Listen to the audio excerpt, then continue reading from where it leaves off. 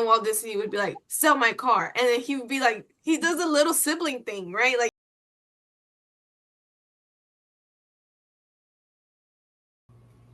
hi, everybody. Welcome to another episode of Hustle and Health, where entrepreneurs come to figure out balance and just try to figure out this thing called life. And I am here today with Diana from Prospera Financial Architects. And I'm really excited now because this is going to be just recorded and then uploaded to YouTube as opposed to back then it was just live on Instagram and then lost forever. So Diana, naturally my sister, I volunteered her to go first to do this trial and error with me. And so we're going to be talking about a lot of things, right? Diana loves Disney. She loves Angelina Jolie, and we're going to get into all of that, and I'm excited. And then we're going to go into the workshop that we're going to be doing together. And this coming month, November already, just like that. So without further ado, Diana, let us know more about you. Give us a little bit of your background. Well, hi, everybody. Diana Montalvo. I am the owner and founder of Prospera Financial Architects. I've been doing tax and accounting for going on 20 years now. I started very, very young. And I love all things planning, consulting, tax, accounting. And what inspired you to specialize in helping business owners specifically? Well, while I was working at CPA firm, so I worked for a big regional firm here in Houston, and then from there I worked for a firm in New York, and then I worked for a firm in Oklahoma City. And one thing that I noticed is that all of these firms were only helping individuals or business and business owners from a certain income level and above, which makes sense, being a firm, especially the major regional firm, you know, the high ticket, high fees and all of that. Yeah. But you have some of these business owners that have friends that have businesses as well that may not fit that income bracket. So they come, they have the consulting, and then they get told, okay, well, you're not there yet. When you get there, give us a call back. And I thought it was such a great lost opportunity because so many of these business owners could really benefit from a lot of these implementations and strategies that were not being afforded to them by these firms. So that kind of riled up a little bit of a passion within me that, oh my gosh, there's so much that we could do and that we can help them, and that they can definitely benefit from. Yeah, for sure. And it's because you started off doing personal, like individual tax returns, right? That's the correct term. And Yes. how many years in were you realize that my calling is to help business owners? Well, it was an evolution. So I originally started doing taxes with a CPA. Actually, she mentored me Mhm. in her small tax practice, tax office. The whole time I was going to school for something completely different. I started off trying to do school for psychology, and I wanted to do criminal psychology, but found out really quickly that some of the gruesome stuff was just not for me. And then I ended up going into mechanical engineering, and I really loved that, but I ended up seeing that there was just, I mean, I really liked the mechanical engineering side, but I felt like I was probably going to be more of a hindrance than I was going to be a solution. I wanted to be a problem solver. I love to problem solve. So from there, the CPA I was already working for said, why don't you just take a couple of accounting courses, really hone in what you're doing here, Yeah. and maybe help me out with the Hispanic clientele a lot more. I was already helping them out, but kind of elevate, because I was the mostly bilingual person there at her office. So I did, and I loved accounting, and I started doing it from then henceforth. And so being fluent in Spanish really allowed me to really comprehend and understand all of these things, because I had to translate. So I had to know what I was talking about, because then I'm going to have a Spanish speaking person asking me a question that I Yeah. needed to know the answer to. So, so that was when I started doing a lot of the individuals, but some of these people are entrepreneurs, right? They have their own businesses, and so it was starting to dive into that a little bit. And then eventually I got my degree. I got this great opportunity at this regional firm that allowed me to kind of see a lot of behind the scenes of a firm, but also look at all the work and the workload involved, and really loved it. And started honing in more on the advanced business items. So, and then from there, eventually I started doing a lot of consulting work and everything, and so it evolved from that. The whole time I'm also doing accounting, or as a lot of people tend to know it as bookkeeping. So really honing in on all of the things that require the financial statements from the bookkeeping side, as well as speaking to people and getting them really excited about something they're not really excited about all the time, which is tax. Yeah. For real. Yeah. Yes, yeah, I'm not excited about tax season for sure. And okay, so And I love it. I love everything tax. I think it's a missed that opportunity. okay. Oh, and okay, so I know this because I'm your sister, right? You love Angelina Jolie, and we were literally just talking about this.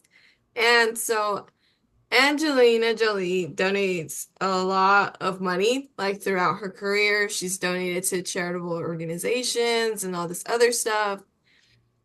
And do you, with your profession, think that there's a strategic reason as to why, or like if you're a good-hearted business owner, you should do this? Like, what is the strategy behind all of that? Oh, there's a lot. So to not go into a lot of detail. So yes, a lot of people are very philanthropic or very entrepreneurial, right? They open up a lot of businesses. Yeah, Um, philanthropy. Yeah, for sure. yeah. So one thing that they do is to kind of, artists in general. So not just Angelina Jolie. We're talking about Ryan Reynolds. We're talking about who else is a favorite of mine? um, the Rock. I mean, all of these people that are very, very successful people, they obviously bring in a lot of money. And so sometimes you just got to figure out where to put it. And that's where people like me and other CPAs, I'm not a CPA, but other people like CPAs, tax strategists, tax analysts, and all this stuff, Yeah. can help them do it. So by doing a charitable donation, some of them do end up paying a tax for the amount of money that they give, but most of it is a strategy to just redirect funds elsewhere. Some people, they donate on behalf of their foundation, so it's they'll put money from their personal into a foundation as a donation, and then the foundation donates to Cancer Society and all this other stuff. So you see, it just touches a lot of places, um, to where they end up being, depending on how you write it off or how you write the check, Yeah. can be a actual dollar for dollar deduction, or it can be what's called a pass through, meaning it has no effect on the business, but it passes on to a, a person or an entity. So And, it's very technical. It sounds like I'm doing a lot of this, but it really is. It's just from here to there to here to there to blah. And so, yeah. yeah. And I want to highlight that it is very awesome for somebody like a business owner to have you on their team knowing all of this, because sometimes they do get approached with like sponsorship opportunities or like donation opportunities, right? And then maybe some businesses out there are doing it wrong, you know? And so Exactly. that's the scary part. You know, we're in Halloween. Maybe you can make a scary post out of that, you know? Like they're donating the wrong way or sponsoring the wrong way into where it won't benefit them, right? And so that is the positive of having you on their team. 100%. So one thing real quick that I can say is, how I mentioned earlier that you have these, bigger firms that only look at certain individuals or some business revenue or their income minimum and above, right? So usually Yeah. if that number falls around $400,000 and above, like profit or revenue, right? So from an individual is income or profit or revenue and above. right? So those type of people are usually going to be, and those types of businesses are usually going to be the ones that give to foundations or open up their own family charitable organization and stuff like that. But the people, individuals from 400 to 200,000 and below, what you really want to do is do sponsorships. So sponsorships are actually dollar for dollar deductions, Hmm. meaning if you sponsor the fried fish cook off and you donate $500, $1,000, and mark yourself as a sponsor, and they put out that, your logo or whatever, that's a dollar for dollar. So if you give $500 or $1,000, then you can take that off of your business. The goal is always to run everything through your business, as a business Yeah. deduction. But if you mark it as a donation, depending on your business structure, only 60% is deductible, but some of that is actually going to more than likely going to go as a pass through to the K1, which is what these businesses give, or what I call or tell my clients, the owner the equivalent to an owner W-2. Yeah. It's K1, that goes on their personal tax return. So that's what I mean. Sometimes the business doesn't get the deduction, but it comes through to the business owner. So, yeah, so sponsorships are actually a lot more beneficial to individuals, on the lower income of that, or individual owners, through their business. Okay. Okay. Yeah, that's like I said, very powerful. Like you, I feel like everybody should have a Diana on their team, like everybody and anybody. Yeah, And okay, so another thing about Angelina Jolie is that she invests a lot, right? She has investments in real estate, film production. She invests in art collections as well. I was reading that. But and so she diversifies her income, right? And how is it that business owners, like at what stage can business owners start diversifying their income? Do you let them know that? Or because part of what you do also is like financial planning, right? right.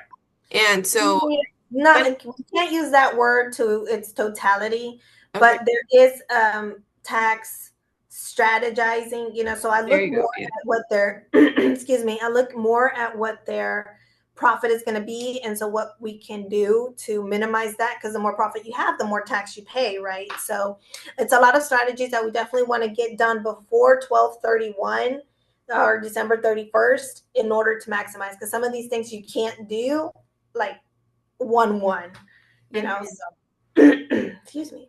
No, you're fine. Okay. Mm-hmm. Alrighty then. So and then, okay, so another thing about Diana, y'all, is that she likes Disney. And I know we're shifting 360 here, but well, not totally. I wanted to let Diana know, and you all know that I've researched uh Walt Disney, and I saw actually a documentary of him. I love documentaries, and he has failed so many times.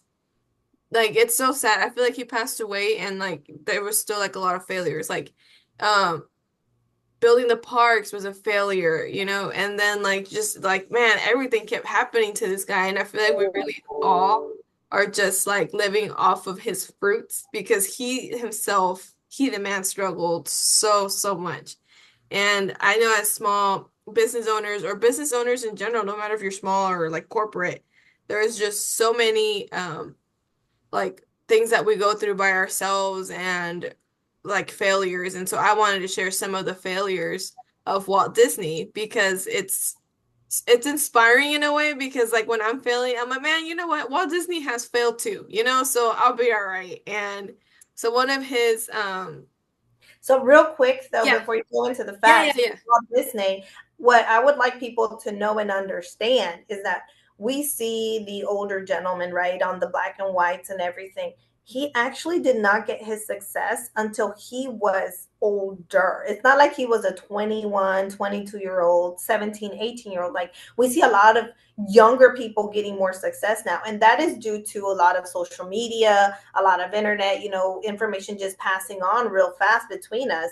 But he failed so many times. I want to say it was about 47 times, or, between going to banks and Yeah. trying to get a loan. And we get so discouraged. We go to the bank, it's like, oh, they didn't give it to me, I'm just not going to do it. No, if you go to Chase, they didn't give it to you, go to another Chase branch. If they didn't give Yeah. it to you, go to a Bank of America, go to your local bank, go to your local credit union, go online, Google. There's a lot Yes. of Yeah. uh, there's private lending as well, right? Where there's people that have so much money and they're ready to invest. You need $100,000, and they're like, okay, I'll give you. I believe in what you're doing. Because you still got to pitch it, kind of like a Shark Tank situation. Yeah. You kind Yeah. Yeah. pitch it to them. You kind of have to show them what your numbers are, etc. And if they really like what you're doing, they'll be like, yeah, I'll give you your $100,000 for about 4%. So they're still expecting to get money. And there is a way these people are doing it. There is a reason why they're doing it, and all of that. But Yeah. um, overall, and that's what he did. Walt Disney just never gave up. He had a vision, he had a dream, and he went full steam ahead. Wink. So, um, yeah. So, I mean, yeah. I when I talk to business owners, I don't just hype them up. I really, really try to tell them, don't give up. Like, you're there. So, yeah. So, Yeah. what are the So before you go into that, also all of the financial, like I think he got so many rejections to build anything, like anything he tried to get a loan for, and he was rejected like each time, probably more than 20 times before somebody was like, yeah. But the person that does not get credit enough in this all of this situation is his older brother, Roy. yes, His yes, older brother was the financial architect of Walt Disney. yes, yes, Literally, yeah, yes. yes. So I'm like, Walt Disney has a Roy. I have a Roy too. Her name is Diana, though. Yeah, so yeah, a lot of people don't know that. And yes, even I forgot about that right now. Yeah. His brother was actually the one that quit his job to help him, and I think his I may hopefully I don't get his profession wrong, but I think his brother was an accountant and was like, Yeah. I was actually trying, I was on side quest here, trying to figure yeah, out what is it that he did. Yeah, but yeah. I think so, or he was in stocks or something like that. But his brother was actually well off. Walt Disney was the little brother that had a dream, had a vision, that literally was like, being the leech here, trying to make this work. And when it took off, I mean, at the same time, he took his brother with him, his Yeah. older brother. But yeah, that's when I said that, I was like, oh my God, that's amazing. Not because of me being the oldest here, but it's just, when you have support like that, I mean, he is clearly an example, right? So Yeah, his older brother was there like really through thick and thin. But it's just like both of them. I congratulate both of them because Roy throughout a lot of like the processes was like, dude, like let's just stop right here. There's no way we have no more money. Stop. And then Walt Disney would be like, sell my car. And then he would be like, he does a little sibling thing, right? Like just yeah, defies all like the statistics and just went and like perceived on. And it's like both of them, right? And then there goes Roy. Okay, he's gonna do this. Let me try and back him up somehow, start pulling strings and all of that. And so their combo, like their relationship was very little brother and very older brother. Like, stop, I'm gonna protect you. Don't do that. And then little brother was like, whatever, like I'm on a la la I land can relate. already. See, here's where I can probably see where Roy was coming from. Because, like in the example that you gave, he's like, okay, this didn't work out. Let me sell my car. I just sold my car. This Yeah, is what I'm going to do. It's like, okay, crap. How can I help you yeah, so you don't go further down this hole? Let me provide some kind of cushion around you, to help you. So I get it, and yeah. yeah, yeah, like I said, both of them, I think were they probably got on each other's nerves a lot, because they very went like against each other. And like when I saw that actual documentary, I think it was like 2 weeks ago, I was like, man, like at the end of the day, like brothers, sibling relationship, but I give it to both of them because if it wasn't for Roy's mastermind of like financially having Disney's back, like not with his own money, right? Like he was still using Disney's money, but like being like strategic about it, right? To like be his like number one supporter in all of his like stubborn ventures, right? Because Walt Disney did a whole bunch of things. Like he sold a whole bunch of his stuff too. It was just crazy, but it was a good one. It was a good one for I sure. think the way that Roy structured a lot of the deals to benefit, back in Disney. I mean, a lot of people don't understand, like, so whenever there was the Disney bill or whatever they called it that was happening here recently in Florida, like that dates back all the way to him. Like they paid, and I could be totally wrong about this, they pay or they don't pay the state or something like that. That's why the state was trying to get them to pay back, like Roy, and I'm pretty sure a lot of other people, right, structured and architected all of that, but still, like a lot of that goes back to Roy, Yeah. right? Disney just probably, Walt just probably signed off on it, probably was like, okay, makes sense, and then wrote off on it. Yeah, But yeah, yeah, yeah, yeah. what he said. Yeah, exactly. I don't discredit him. I'm just talking about, a lot of people It's and both of them. enamored. Yeah, Yeah, a lot of yeah, people are enamored by Walt Disney and what he did and what he didn't do. And I could probably be totally misquoting and have the wrong idea about what happened, but I like to think about if they were here today, what those conversations would be like, or if we were there then, what that conversation would have been like. So, I mean, I don't doubt that Walt did his due diligence and everything on these things, but yeah, yeah, a lot of that ran yeah. It was through him. Anaheim. How do you say it? Where Disney is in California? How is it? Anaheim? Yes. So Disney bought that property totally against, like, behind Roy's back, like big time. Like Roy was like, no, there's nobody out here. There wasn't even like roads over there yet. Like there was nothing. It was a big, good old country. Las Vegas did. Yeah, he Las Yeah, Vegas he did. was, Uh-huh. Roy was like super pissed that he was even considering it. And so Roy told Disney, if you go through with that, like, don't even count me in. Like, you're gonna go so bankrupt. You're doing this to yourself and blah, blah. They got in a fight. Disney, the younger sibling, was like, okay, whatever, I'm gonna buy it anyways, right? So, and he did buy it. And then Roy came in and like fixed everything because Disney messed up, like botched the whole contract and like a very like, but then Roy made the financials happen, proposed it, and then that's how the park started to come, right? Like I feel like Disney had like the head for it and Roy was like the executioner. Like, okay, you're in La La Land, but this is how we get it to actually work. So let me. You know what? Maybe Walt had ADHD like me because sometimes I can't explain things. And I'm like, let me draw you a picture. Yeah, Except he had the money to be like, look, let me just buy this we'll and then figure it out later. and then let's figure it out. Like I know it's gonna work. I just can't tell Yeah. you how and why right now. But here we go. Yeah, Yeah. yeah.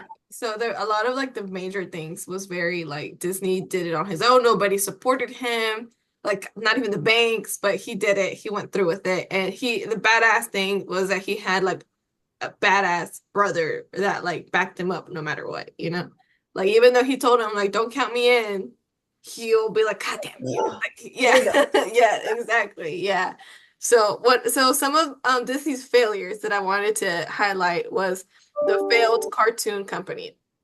So in the 1920s, Walt started a company called Laugh-O-Gram Studio in Kansas. And despite creating several short films, the studio went bankrupt due to lack of funding, leaving Disney broke. So Disney had a lot of not good money habits. And the poor guy, I feel like it's not because he went out and spent money on 10 Rolls Royce. It's just like him trying to like fund his entrepreneurial journeys that made him so broke, which is sad, but it's like that persistency. And then after that studio closed down is when he went to Hollywood. And then he also faced financial hardship and he slept in his office while trying to sell his animation ideas. And that's not the first time that I've heard it. I've come across a couple entrepreneurs that have sold their house and buy like and live in their office. They're like, this point I need to sell my house to keep my business and like that high faith. that they have. And so who's ever done that, Disney went through that as well. So Yep. it's a bold move. It's a bold move for sure. And then, oh my gosh, I know you're going to know more about this. The Oswald the Lucky Rabbit laws. So in 1928, which was 8 years after the failed cartoon company, right? He lost the rights to the character Oswald the Lucky Rabbit. And then he lost it to Universal Studios, which also poached his animators. The major blow led him to create Mickey Mouse as a comeback effort. And the he did Mickey Mouse like that So following year. Oswald is Bugs Bunny, for those that don't know. Oswald the rabbit, Mm-hmm. eventually, that's how the Bugs Bunny situation came up. Because he's Universal. So Looney Tunes is Universal? I think so, yeah. I didn't know that. So I know what Oswald looks like off the top of my head. He looks like Mickey Mouse with long ears, right? But I did not know that he turned into Bugs Bunny and eventually. So that's Yeah. crazy. So Looney Tunes is Universal. Okay. Well, there you go. Another fact that I didn't know. It's kind of like the original Mickey Mouse. A Mm-hmm. little scary, but then it evolved to a friendlier Mickey Mouse. Yeah. Yeah, yeah, yeah. So the Mickey Mouse cartoon, Plain Crazy, failed to find a distributor, making it challenging for Disney to launch his iconic character. It wasn't until Steamboat Willie, the first synchronized sound cartoon, that Mickey Mouse gained popularity. And I remember reading about that, that he was the first one to put audio into cartoons. And but if he would not have done that, we probably wouldn't have known Mickey Mouse today. Because Mickey Mouse was not selling at all. Like nobody wanted Mickey Mouse. Mickey I'm Mouse sucked. serious. Yeah. Yeah. I Yeah. didn't want Mickey Mouse. I don't want him now. The old one. Yeah, well, yeah, like they didn't want anything to do with Mickey Mouse at all. And him adding, and it's so crazy. So, in order to add the audio into the cartoon back then, he went to he went to Hollywood to get an orchestra behind it, right? To record the sounds and all of that. So that took half of his budget. And when he got over there, the orchestra missed all of the beats. Oh, dang. And they missed all the beats, so when you played back the video, it was all off and it was all wrong. And he was supposed to go that next week to present the idea to an investor, right? But it was all off and all wrong. And so his brother, this is where I'm telling you that he sold his car because his brother was like, okay, we'll just come back home. We'll work on something else. You don't have to be doing cartoons. We can pursue something else. And so then he's like, no, I need money to pay the orchestra again. I know what went wrong. So what went wrong is that back then they didn't have I don't know if anybody watching this knows what is this called? Like the pacemaker? Cadence? The cadence? Yeah, like they didn't have that. So Walt Disney was like, there has to be an idea or somehow how to align them, you know? And so then I read that he like stared at a clock and then like, goes clack, clack, clack, clack. He's like, that's how I can maintain them on beat. And then he called his brother, I need more money. No, we don't have any more money. Okay, sell my car. So then he sold his car, went back, introduced them to the pacemaker thing, like that. I think it's a chronometer. Yeah, there you go. Yeah, that. Yeah. And so the chronometer, and he introduced him to that. And then they were all on beat. And then finally, the first film had music on it, on beat. And anything before that was just like orchestras guessing it. And then like sometimes that's why the audio was kind of off. But then that's how Mickey Mouse became the first cartoon with music on beat. So when they presented it to the investor, like of course that they let so much money go out to them because it's like the first time that they've ever seen something so synchronized, right? And so I thought that was very badass and very like ballsy of him to like sell my car, like we're gonna get this done, and then going to them not knowing if the orchestra was going to reject his little chronometer thing, and so it was, The thing is, yeah, all of that are write-offs though. So everything that he did was, it could be considered a startup cost. Every time that you do something and it doesn't fall through, don't get discouraged.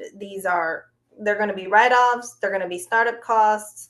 They're going to be one way or another something that's going to help you in your financials down the road. So that's why I say every dollar counts, whether it's a dollar spent, a dollar lost, a dollar won. Every dollar counts.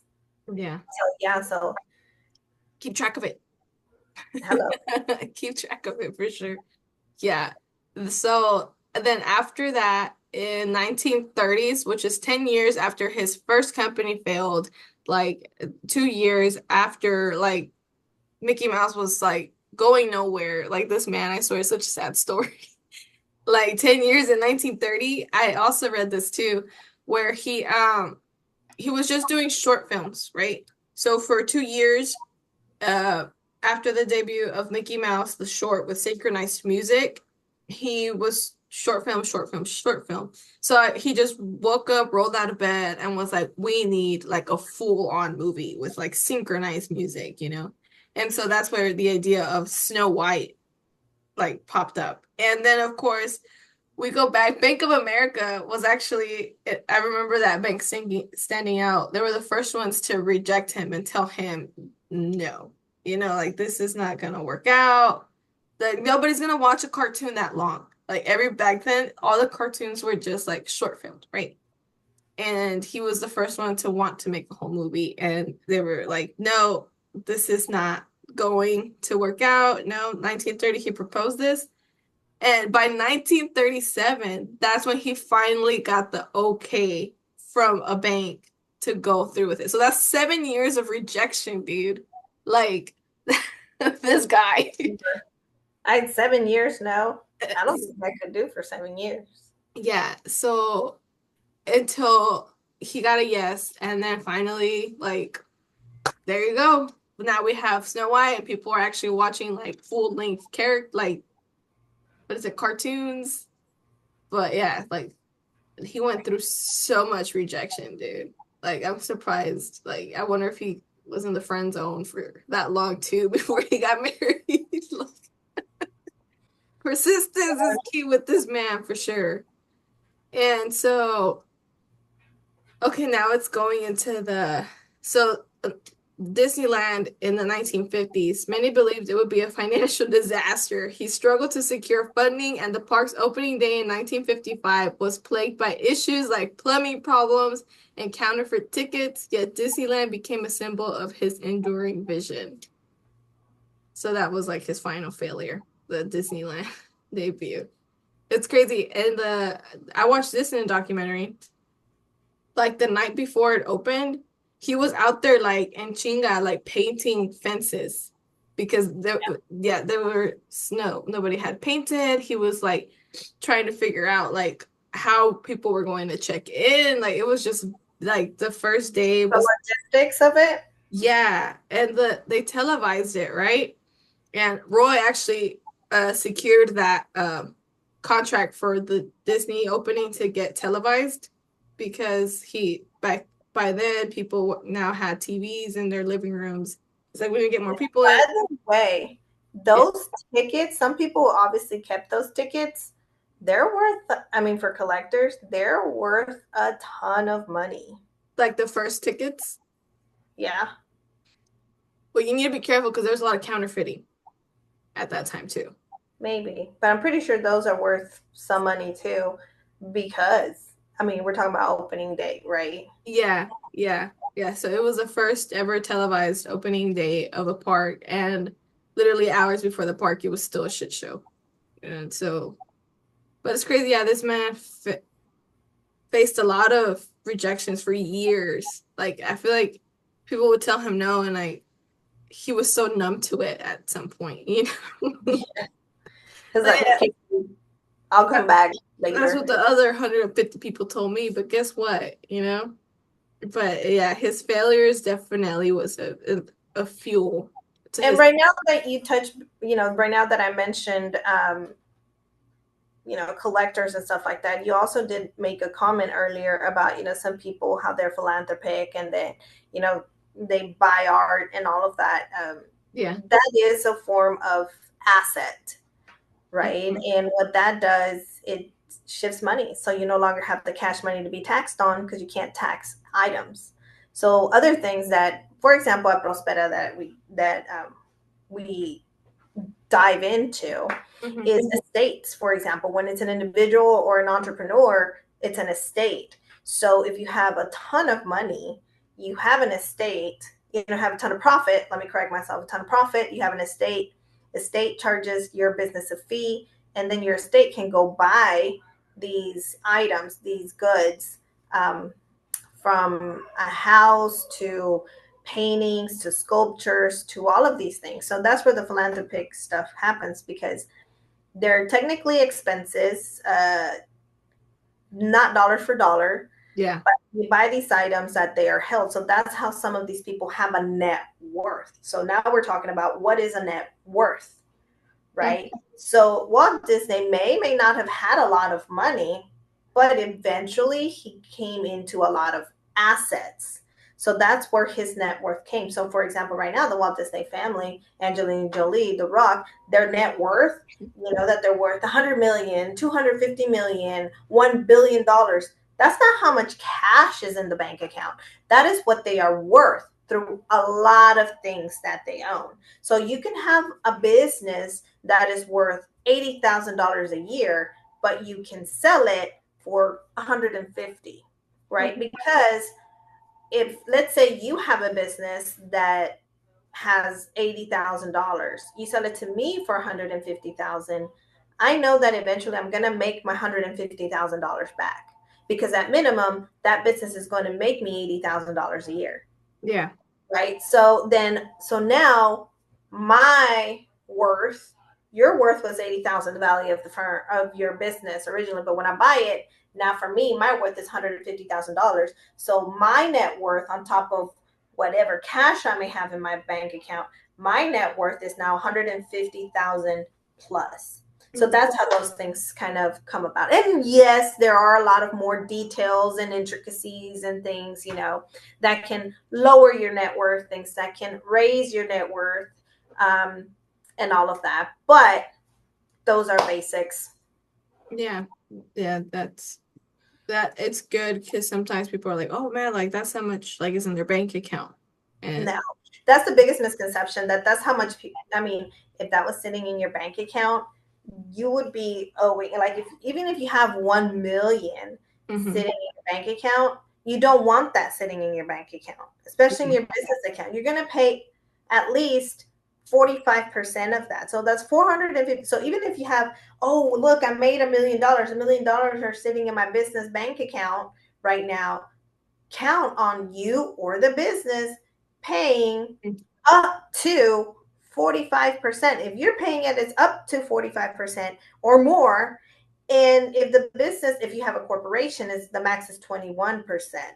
So you're paying between $210,000 at the end of the year, up to, or even more than, $450,000. So you go down from 1 million to 700 to $400,000 just because of that tax. That's where, some kind of tax strategy comes into. So that's where we say, okay, go to an estate attorney, do an estate return. If you're the business owner, do an Yeah. estate return. Do an estate. That way we can, move some of that money into there, and let's buy assets. What do you want to do? People that own multiple businesses have what's called a holding company. The holding company owns a lot of other things.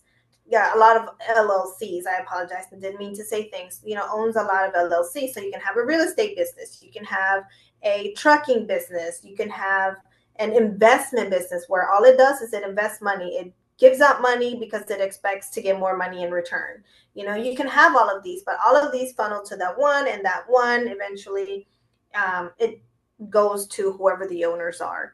So, I mean, yeah, that's exactly what all of that due. So your goal is to have $1 million in revenue. Your goal is not to have $1 million in the bank account. Definitely not. Mm-hmm. Because then we can also go into, well, you could be investing it, and then get more money for your money. The bank accounts, never keep your money in a bank account. The banks, the way I explain it to people is the banks don't have a lock box with gold bars, because that's what the paper represents and represents how Mm-hmm. much gold you are in possession of, right? So it's not Yeah. like they have the gold bars just sitting there doing nothing. No, if you have $1,000 in your bank account right now, they're investing it. They're Yeah. making more money on your money, because that's why they can guarantee it. That's why they can back it up to $250,000 via the FDIC, right? Yeah. So you never want that. You go ahead and use your investment account, open up an investment account, put that money in there, and get more money for your money. And a lot of people will say, oh, speaking of investments, though, a lot of people say, oh, Diana, I don't want to invest money in stocks because, you know, if the stocks go down, I'm going to lose money. And this is kind of very rough. I know people that aren't my clients are probably not used to hearing me speak this way, or people who are just now seeing this are probably like, oh, dang. But this is how I literally speak to my clients. I say, you know, that's poor people mentality. Rich people mentality is investing is just deviating their income. Mm-hmm. If they invest $100,000, if they can still get $100,000 down the road, that's exactly what they want. Anything else is plus an extra. Yeah. They just don't want to pay tax on $100,000 right now. They'll pay for it later when they need it. So as long as you can get $100,000 back, great. You're just literally moving, shifting, and deviating your income. That's the goal of investing. The poor people mentality is, if I put in $100,000 and next week it goes down to $80,000, we're like, oh man, this sucks, da da da, and then we gripe and moan and control. Yeah, because that's 20 grand we just lost, and I get that. But that's why they also say investing is a long-term game. It's you don't need If you don't need the money next year, or let's say next year comes around, you didn't need the money and it's sitting at $80,000. Dang, that sucks. I just hope that I still have $100,000 next year, Mm-hmm. right? When I have this project, I want to have $100,000 next year. So when the next year, aka year two, comes around, you might have $110,000. You have the $100,000 that you originally put in, and then an extra 10 grand because you went up 30. You went back up 30. So that means that overall, on average, those 2 years, that $100,000 has been sitting in the bank account, you've averaged 5,000 per year, even though technically in year one you lost 10. You know what? It's just Yeah. the other thing that I tell my clients is perspective. The perspective has to change. What do you want? What do you want to get out of it? What is your goal? Mm-hmm. What is your short-term goal? What is your in-between goal? And what is your end goal? Right? So what do you want to see now? What do you want to see in the end? And then in between, what would you be okay with? What would you say, I am on track if these things are happening from here to there, Yeah. right? So Yeah. Yeah. For sure. And so this kind of eases the way into how we're going to be holding a workshop here coming up in November. And it's going to be, based on the year-end taxes, right? And so let's start getting into that, right? What are some common mistakes business owners make during year-end tax preparation, and how can they avoid them? the biggest mistake is not want to think about it. I'll repeat that. Not when we're at the end of the year, is not wanting to think about it. That is the biggest mistake, Yeah. because there are so many strategies that we can do that as of 12/31, if you don't have them done, you can't do them, Mhm. because as of the next day of January 1st, you're literally in the new year. So if you do some of these things, or the majority of these things, as of 1/1, they'll apply for the following year, not for the previous year. So not wanting to think about it and you're like, I'll deal with it when tax times Yeah. comes, is the biggest mistake, because that's when they go sit down to get their taxes done, and then they get hit with, you owe $12,000, you owe $10,000, you Yeah. owe $35,000, because they're like, oh my gosh, but I did not make this much money, I had expenses. It's like, Yeah. okay, did you account for them?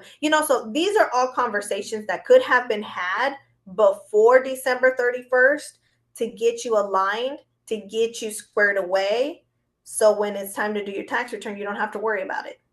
You're not surprised as well, right? The only thing you can do after 12/31 is make retroactive contributions to 401k plan, owner 401k plans, Yeah. and estimated tax payments.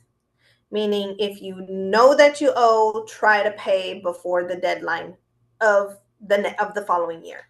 So quarter fourth, the fourth quarter estimated tax payment is due in January. So those are the little bit of things that you can do, but you see, that's almost pretty much it, cut and dry. You know, Yeah. if you want to move money around, if you want to invest in something to lower your profit, which of course lower profit means lower tax that you pay, etc. So Yeah. yes, there's a lot of things that you can do, but you need to have that conversation with your tax person. Set time aside to see where you're at. I know a lot of small businesses don't think of bookkeeping as a necessity, but I would strongly suggest in October, November. Try not to do it in December, but definitely between October and November, hire a bookkeeper.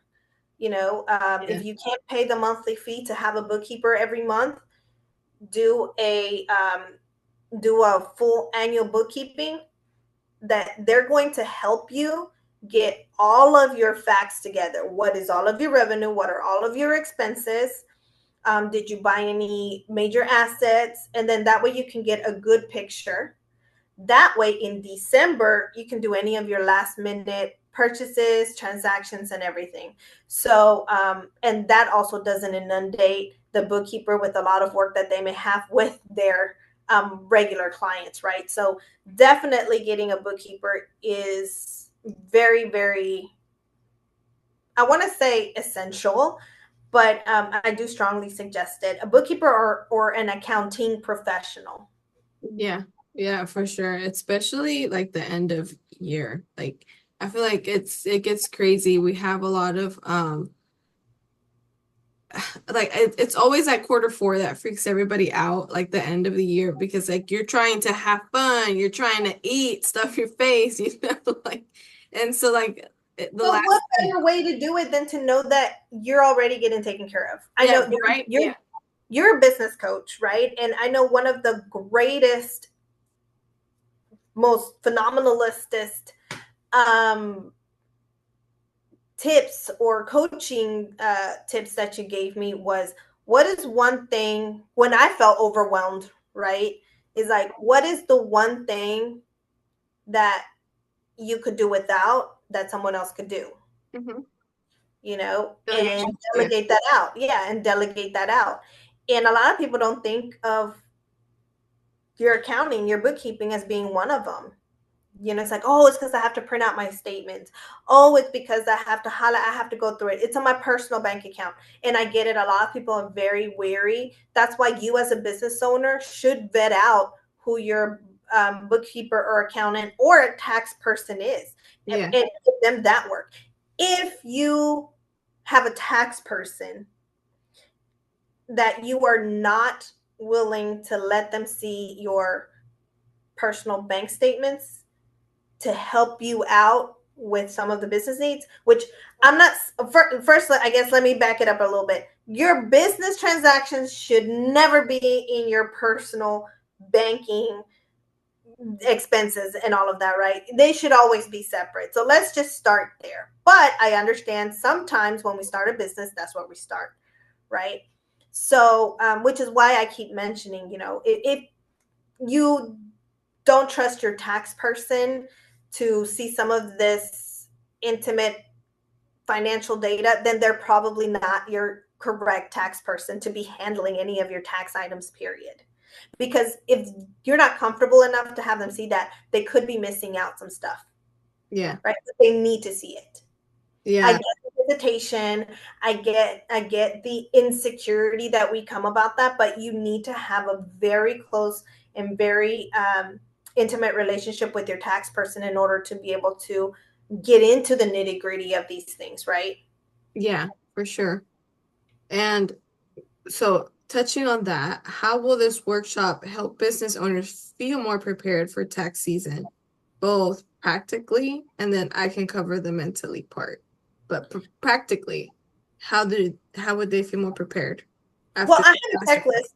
I have a freebie to give. It's a checklist that covers a lot. It's going to look like a lot, but the action items are really going to be, some of these things are probably second nature. One of them is going through your bank accounts, bank statements. Think about everything that you have done from the beginning of the year. And I know that it sounds very tedious, but some Mhm. people, for example, if you're a construction worker and you're like, hey, I bought a generator, and you didn't think about that, now you do, right? So it's just things like that. So um, you'll be better prepared in taking this workshop simply by the knowledge that you're going to gain from it. Anyone that has a question, of course, I'll be more than happy to answer. And it could be direct. Hey, I have this.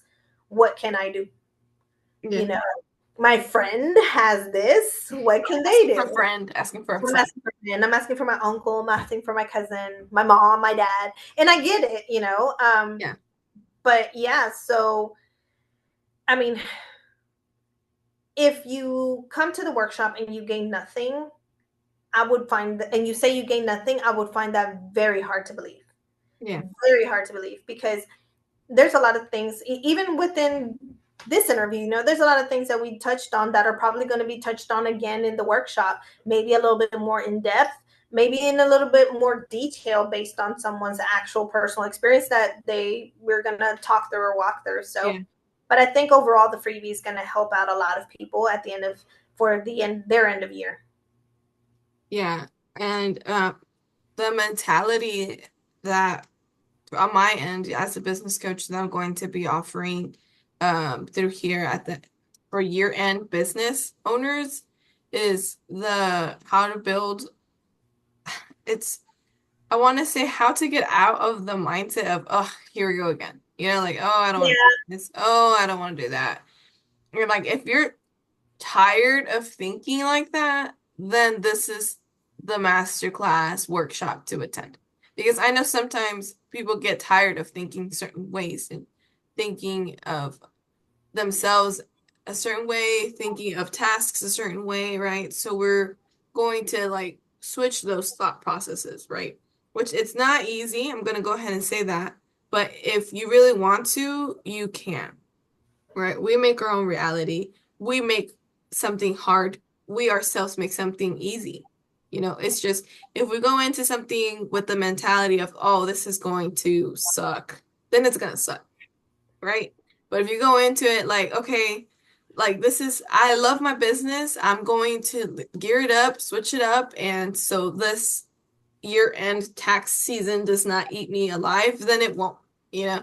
And it's what you building that resiliency. We're trying to get like Disney here, where no is just like whatever. That means no for now, right?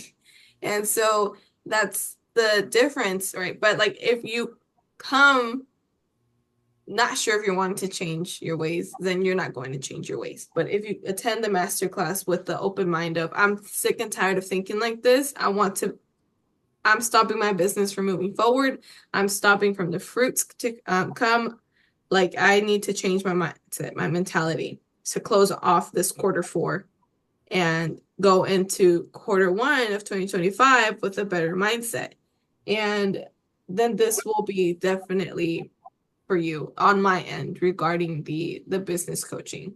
And I'm very blunt, sometimes I can be sweet, but then after a while I'm like, bro, no, like stop. Like this is how we're gonna think. This is how we're gonna get things done.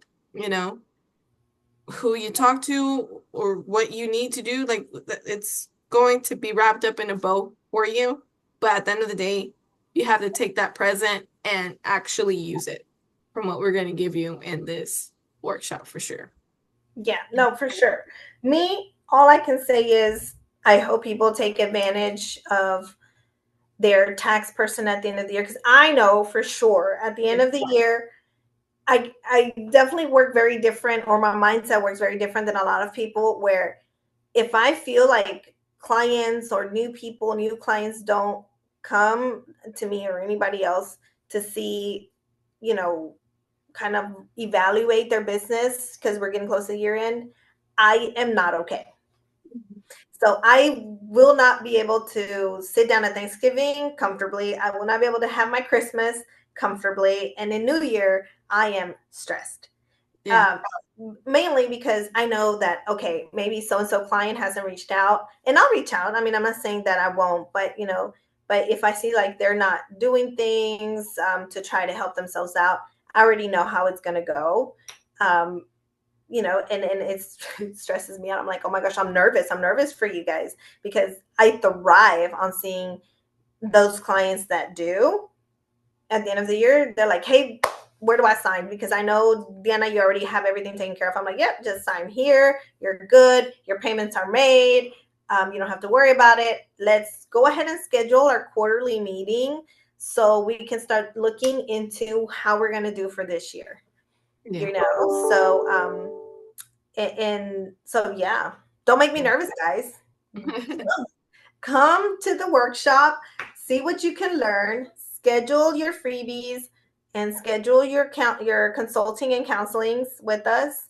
Um, I know that Maura and I are actually working on something together that's going to be very, very helpful and beneficial to you guys, and I hope that you guys really do take it into consideration. It's something that other accountants don't do. So what we're working on together is a package where you get your accounting and tax services, but you also get coaching all in one. And I know a lot of accounting firms, CPA firms don't offer to partner with a coach, a business coach, to help you elevate.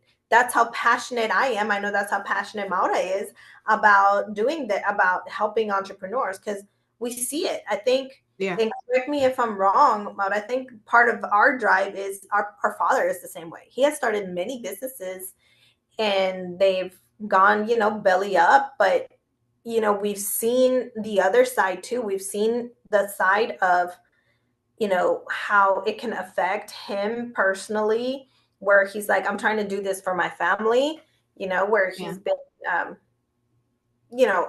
aguitado, you know what I mean? I don't know how to say that in English, but where he's just been Distraught. there. You go, yes, he's just kind of been like, man, this could have been great. Part of it, I think, he feels maybe he didn't have the support around him, from us, from family, from friends, from people that he wanted to help. Yeah.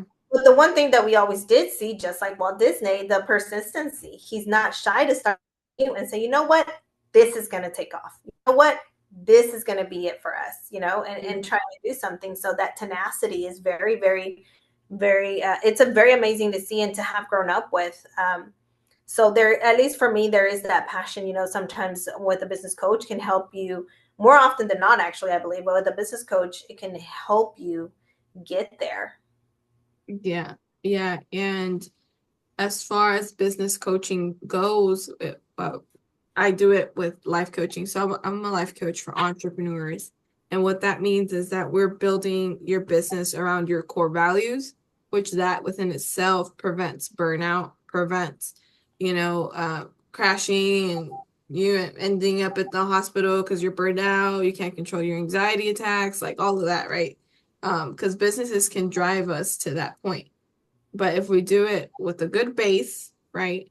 And then you probably, if you already have a good base and you know what you want from your business, then we see what's lacking, right? Is it leads? Are you not getting leads? Is it the sales part, right? Is it the money management part? What is it in your business? Where do you want to take it? What's your goal for it? How do we get it there? What's stopping it? And so that's what we all get into whenever you do a business coaching session, with the life coach like me, because I don't just, even though I am a business coach, essentially, I like saying life coach for entrepreneurs because I all about balancing your life with your passion. And sometimes our passion can overpower our life, or sometimes the other way around. And then there's no fruits, there's nobody enjoying. Like you're miserable, your family's miserable because you're miserable, you know? And I'm a firm believer that you can definitely scale your business without having to burn out, without having to work 25 hours in a day. You know, like it can it can work. There can be fruits. We just have to know where to specifically plant the seeds in our business for where to grow and take it where we want to take it ourselves. Because at the end of the day, it's on us where our business goes. If our business fails, it's on us. If our business thrives, it's also on us, right? And also providing that space for failure, right? And because it's so easy to talk about the wins, but what we do with our failures speaks so much about where our business is going to go. Because instead of failures, instead of the losses, we look at them as lessons that can take our business up 3, 4 levels the next day. Because depending on where our mindset is at.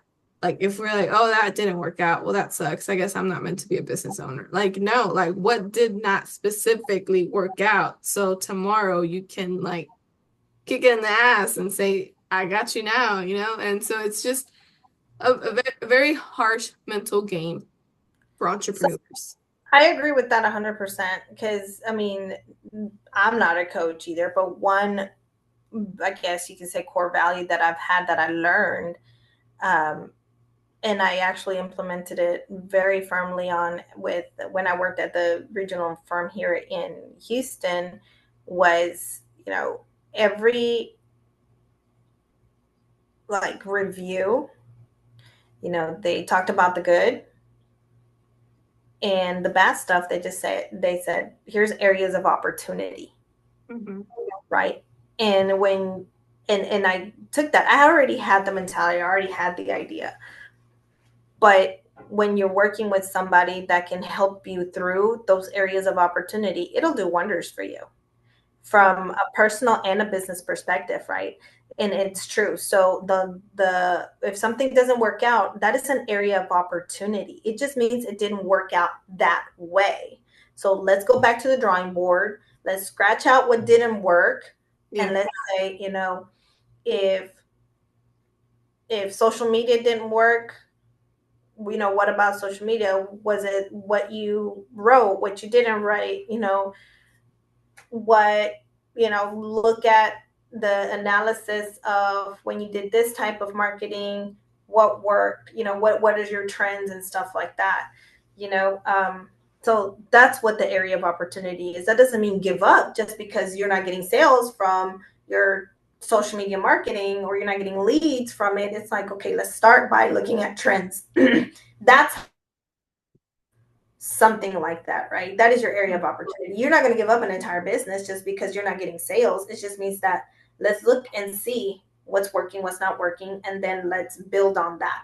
You Yeah. know, that's what you're going to be based on, whether you are service based or product based, right? So, I mean, you don't give up just because you're 3 months in and no sales. It's like, okay, we have 3 months worth of data. Let's sit down and talk about what's the opportunity here. It's that persistency that defines where your business is going to go. And persistency can be tiring. And that's when a person like me comes in and helps you rewire your brain to keep going. Because it's that persistency that defines everything, right? I like my 8-year-old was like, I can't do soccer. He forgot to turn in his homework. He got in trouble. We told him, if you can't do your homework, you cannot do soccer. And he said, then I'm gonna quit soccer. It's not for me. I wanted to be a professional soccer player, but I obviously can't handle both. And I told him, you know what? No, I'm not gonna let you quit. Like if it's something that you want to do, I'm gonna be your coach and push you through it. Because if you want to do both, quit like right now, that's the difference. Quitting because of this minor inconvenience or keep going. I said that's like the difference into Or just turn in your homework. yeah, or Just becoming quit like because you didn't turn in your becoming homework. I told him that's the difference between like becoming like messy or somebody that didn't make it, right? Like that. Or quitting a business, just you have this one thing to do and you don't want to do it, Hmm. just do it, because that's probably going to be what elevates you. That's Yeah. probably going to be what's going to set you forward. But just because you don't want to do it, you're rather just completely.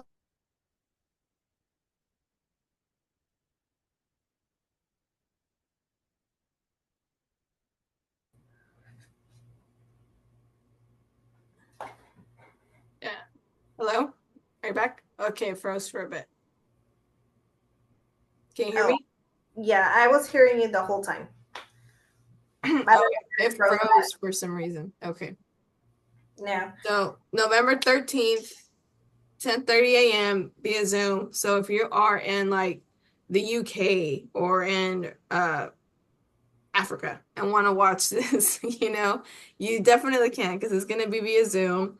The class is called From Tax Stress to Success: Mindset Tools for the Year-End Business Owners. And it'll be good. Me and Diana are going to spearhead it. You're going to have a lot of takeaways for sure. And before we break away, Diana, I did want to ask you some trivia questions Oh no. What's that? regarding Disney. Oh So my gosh. we Disney. can see Okay. for Disney. What's Scrappy says? Disney. Yeah, so it'll be good and a good way to like enjoy the rest of our day. And I really do hope you know these questions because if not, I am gonna be sad. So, Hobby sad too. I'm gonna be looking dumb over here. Okay. okay. First question. In The Little Mermaid, what's the name of Ariel's best fish friend? And Flounder. what? Yes. Okay. And what ocean creature does he famously get chased by? The shark. Yes. Okay. I didn't even know that. Fish are friends, not food. That's Nemo. I Okay. know. Oh, okay. Okay. And Mulan, what is the name of Mulan's horse and what color is his mane? That I don't know. Uh, We just rewatched the movie. We just rewatched live action. the live action one. Yeah. Actually, I don't I even know didn't the watch horse's it. name. Huh? I wasn't there. Was it like a tan horse black mane? The horse's name is Khan. Okay. And it is a black mane, which I didn't know that either. So What color was he? black coat, black mane, black coat. Remember, he was all black in the cartoon. He's all black with a little white patch on his chest. I think. I don't know. I recently just watched that. Okay, this next one is very important.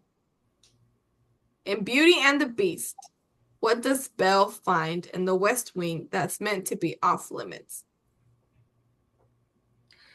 Tricky question, because it could either be the room or the rose. The She road. found the room, The road. right? Uh, uh, But it's the rose in the glass. Yeah. yes. Okay. And Moana, what is the name of Moana's pet pig? And does he join her on the ocean voyage? Does not join her on the ocean voyage in Pua. Yes. Okay. I was like, girl, you don't watch that movie like more than 6 times for sure.